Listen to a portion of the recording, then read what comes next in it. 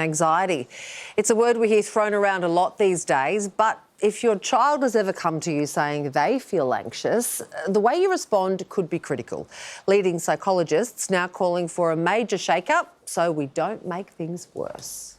The anxiety epidemic seems to be running rife amongst our kids and teens. I think everyone talks about it in their parents' group. It's probably more prevalent these days than it used to be when I was a kid. Aussie parents left feeling hopeless. I think it's a big concern. I think it's something that we're worried about as the kids get older. It can be very difficult. I definitely worry about my daughter and how she's going to be in probably 5-10 years' time. Research shows almost 3/4 of young people experience clinically significant levels of anxiety or depression at least once by the time they turn 18. A separate survey reveals 1 in 3 primary school students reports feeling very bad for long periods of time. But leading psychologists warn worried parents and teachers are treating their kids' normal feelings of apprehension as if they have a clinical anxiety diagnosis. We need to get the balance right between understanding anxiety as a natural experience that everybody has, and then also being able to recognise when it is a problem rather than potentially over-pathologising every experience of anxiety, because it is a universal experience. Experts pointing to the prevalence of the term on social media as part of the problem.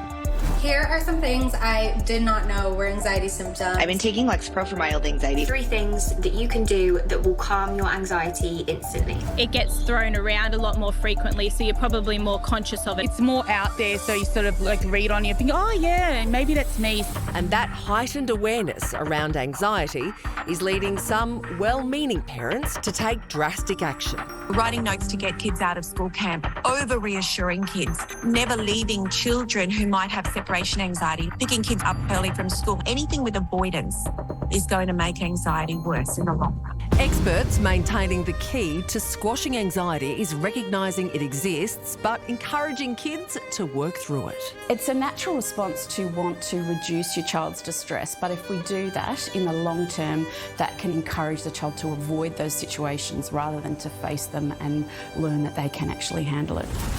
Well, Dr Judith Locke is a clinical psychologist who has written a book on this very topic. Judith, thanks for being with us. We don't want to minimise the struggle for kids who've actually been diagnosed with clinical anxiety. That's not what you're talking about. How do you tell the difference then? Well, the difference is that the sort of clinical anxiety is very pervasive. It's an extreme level of distress, and also it really impacts their life. Whereas sort of normal anxiety is apprehension or fear about doing something new or something challenging. So what are some examples of things parents do that are actually feeding into the problem?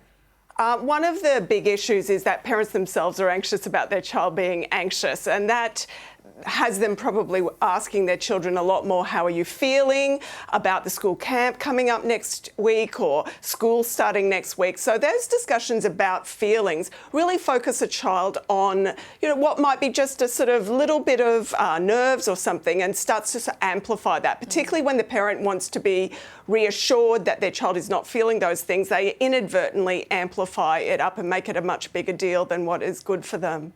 So that's interesting with these feelings, how you address them and how much attention you pay to them. You say often paying less attention to these feelings of anxiety can be key. Why that specifically? Well, nerves are normal. So, doing a job interview, starting anything, a new job or a new school, these are normal things. But we've started to make it sort of a terrible thing, and we've started to think that we need to talk about feelings all the time. So we're much better at identifying feelings. But what's happening out of that is that we are over-discussing them. And clinically, you find that almost people are much more thinking about how they feel about doing this speech in class next week rather than preparation for it. So they start to, the big problem with that is too, they sometimes go to their GP or their psychologist or, get a psychologist and say, can you write me a letter that gets me out of school camp, or make sure that I've got my best friend in the class. So it stops them actually learning to face slightly challenging things, which makes things worse over time. We're all just trying to do our best here, aren't we, mums and dads? You say it's an issue when parents try to create as well a perfect childhood for their kids. What should we be doing instead? I think really focusing on really essential skills. And in the book, Raising Anxiety, we really talk about really focusing on those essential skills. One of them is resilience, so building resilience, making sure that they're occasionally disappointed and they're doing challenging things. Things like self-regulation, getting them to slowly learn how to become more responsible. Resourcefulness, like dealing with something when it doesn't go well and not tantruming, but actually just going with the flow. Respect and also a sense of responsibility. And all of those things come out of doing difficult things. And we give really good strategies in the book of how you can kind of, even though it might make you feel terrible, encourage your child to do the tricky things. And that's, for parents, sometimes a really tricky thing as well. Judith, thanks so much for chatting. My pleasure.